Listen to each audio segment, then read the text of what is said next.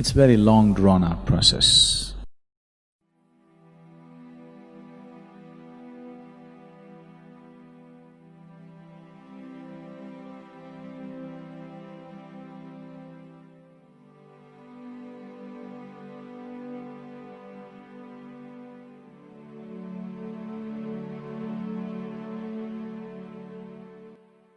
Generally, the methods that Gautama gave to people were always a question of a few lifetimes. You can clearly see this today. The Buddhists are always talking about this, particularly the Tibetan Buddhists. They're always talking about a few lifetimes of work.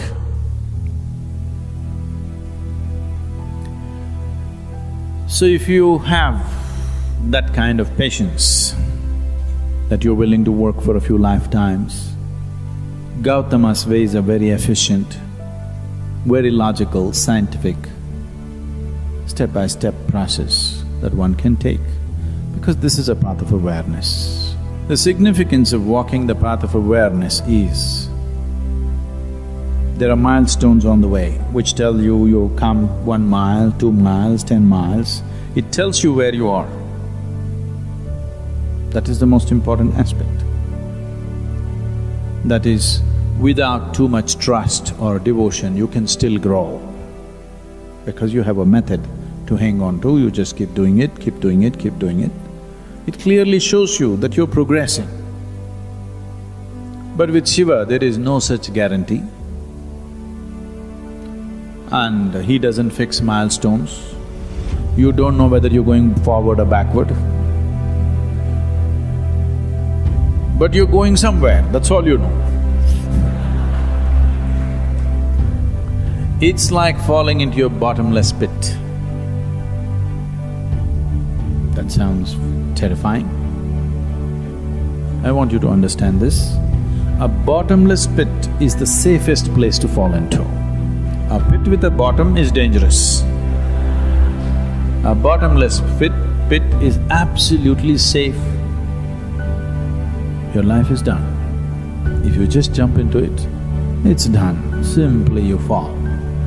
So Shiva is a bottomless pit. His methods are very different. But you cannot limit him that way because with 7 different disciples, the 7 Saptarishis, the celebrated rishis of the yore, he taught 7 basic ways in which a human being can explore his consciousness. From these 7, in multiples of 7, it went further, and 112 different ways he explored, and he said, this is all. So, he expounded 112 different ways as to how a human being can attain to his peak. And these 112 are the 112 chakras in the body. There are 114, but 2 of them are outside the physical body. He left those 2 and he said, 112 different ways of attaining when you're embodied. That means every chakra in the body, every meeting point of the energy system, one particular way of attaining. So he did not leave anything out. So Buddha is a small part of his work. I want you to understand, Gautama himself didn't go simply sit in the forest. The 8 years of his sadhana, he spent with various teachers across the country. Wherever it is, whichever part of the world it is, the basic spiritual process comes from this spine. And the whole spine of this spiritual process, this knowledge, has essentially come from Shiva. And it's been taken to different parts of the world in so many different forms. They look so different because these 112 different ways look absolutely different from one another. So what is the difference between Shiva and Buddha is not an appropriate question. Which aspect of Shiva did Buddha explore? he explored the path of awareness, which is one aspect. But the significance of Gautam Buddha is, he is very scientific, clinical. He appeals to the logical mind. But he is like…